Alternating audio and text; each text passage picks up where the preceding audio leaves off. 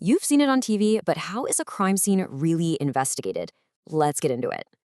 Right behind that tape, the first job isn't solving the crime, it's bringing order to absolute chaos.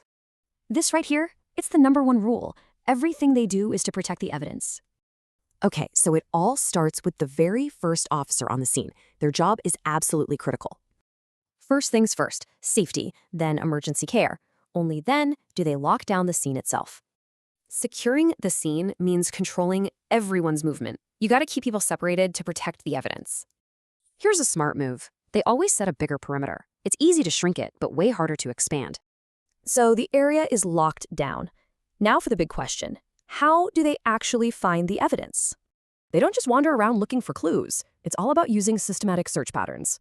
The type of scene dictates the pattern. You've got the strip method for big open areas, or the spiral method.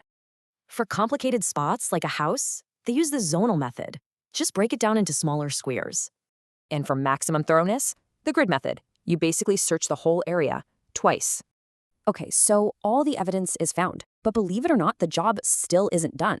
They have to do a final walkthrough, debrief as a team, and then formally release the scene. So why all this intense procedure? It's all to protect the evidence's journey from the scene to the courtroom.